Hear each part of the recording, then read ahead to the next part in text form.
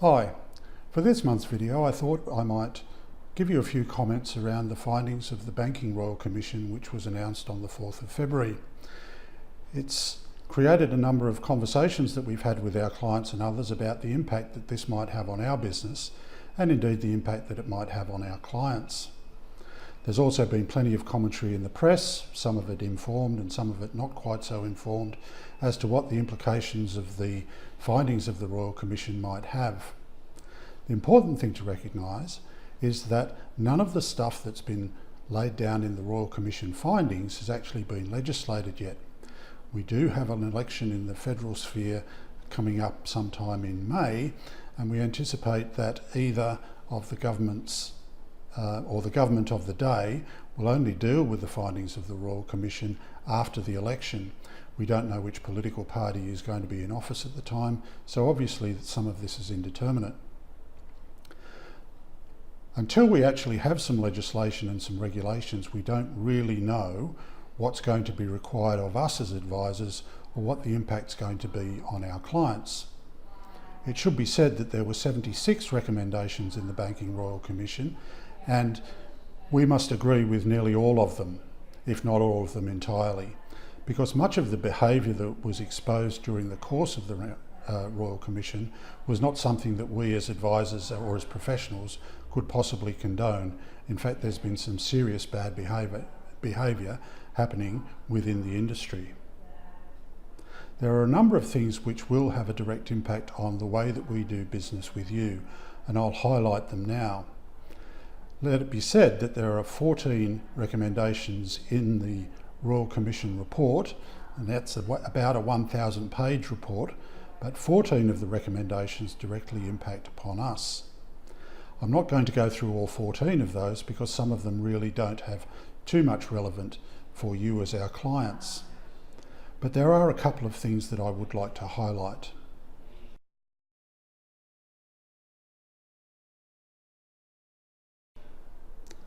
The first one is in connection with fee for no service. Now, this is something that's absolutely abhorrent from our point of view. There were a number of financial institutions and a number of financial advisors who've been carrying on business and being paid without actually having provided any services to their clients. As our clients, you're well aware that this is not the way that we operate. We contact all of our clients at least once a year, and depending on their service package, many of our clients are contacted several times a year and invited to come in for a review. Whether that's convenient for the client or not, we will always conduct a review on an annual basis for each and every one of our clients. One of the findings of the fee for no service situation within the Royal Commission was that this was simply not being done broadly across the industry, and that people were getting paid really for doing nothing.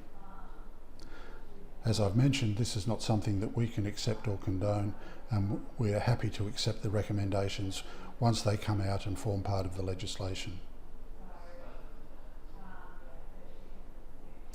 The second thing that we'd like to point out is in relation to fee agreements or terms of engagements, as we call them.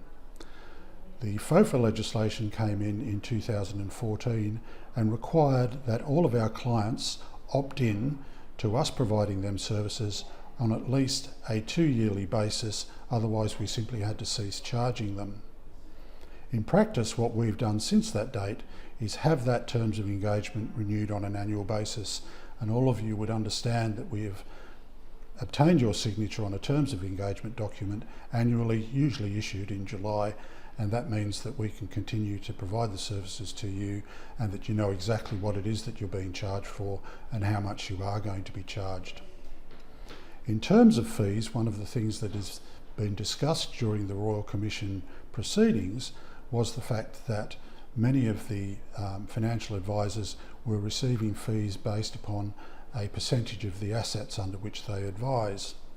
You'd all be aware that since 2014, or even longer perhaps, we've been conducting our business on the basis of a fixed fee, regardless of the amount of money that we are looking after on your behalf, because it's our belief that we need to look after the entirety of your circumstances and not just the particular investments that you have us look after on your behalf.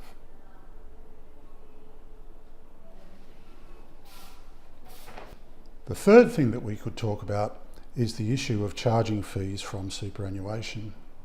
One of the recommendations of the Royal Commission is that no longer will fees for financial advice be able to be charged out of a MySuper account. Now, this has been misreported in a number of places. Some places have even reported that no longer will fees be able to be charged for financial advice out of superannuation at all. This is simply not what was recommended in the Royal Commission report. Many of our clients choose to pay us via a charge against their investment account or their superannuation account or whatever, and we anticipate that this will continue. But part of the terms of engagement situation is that we will need to renew this authority on the part of the client with the product provider on an annual basis, and we'll need to introduce this into our processes, and you'll see some changes to the documentation, etc., that we ask you to complete.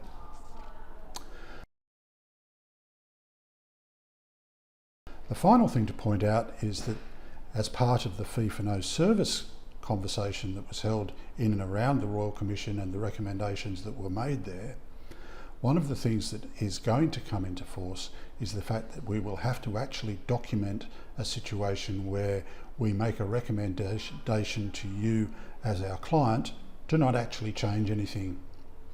So we've already implemented processes as part of this review cycle which will provide you with a document so that you can understand that even if we're not making any change to your investment portfolio or making any changes to the strategy that we've recommended, then we can actually provide you with documentary evidence that we're not recommending any changes, and this will give everybody a level of comfort exactly what it is that we are recommending that you do or you don't do. So I hope that's given you an overview of some of the most important parts of the Banking Royal Commission findings, which were released on the 4th of February. As I said, it's created a number of conversations that we've had with our clients and others, and I hope this has given you some clarity of our viewpoint. I believe that this is business as usual for us. There will be some additional compliance requirements around documentation and pieces of paper. It's not as if we don't send you plenty of pieces of paper already. Unfortunately, it just means that we'll perhaps need to send you a few more. Look forward to talking to you next time.